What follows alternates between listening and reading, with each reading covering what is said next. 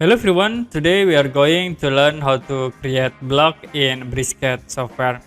To create block in BricsCAD, we can use two options. First, we can use block command, and the second, we can use W block command.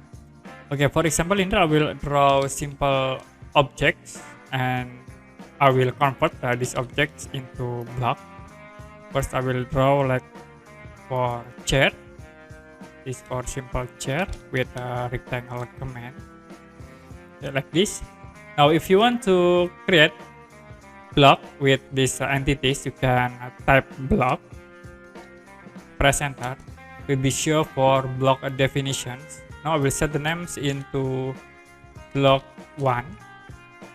For pick points, we create in the center point, and then for entities, select this all entities.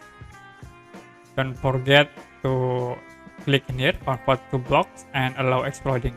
If you done, click OK. So to insert this block, you can tap insert, enter, and it will be automatically show in this block drop down menu. Now the other option, if you want to use this block into the other drawing files, you can set this block into W block command. You can tap W block and press enter. Now I will set the names in here like into block 2.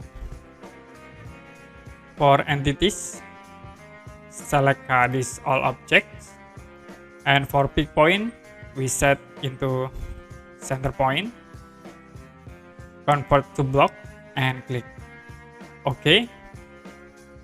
We need to save for the path. You can click at this 3 dots icon, and I will set into desktop with this name block 2. Click save.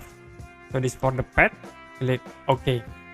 Now if you want to insert, you can tap insert. Search for your block, you can click browse and go to desktop. This is for the block. Click open. OK, and insert into your drawing area.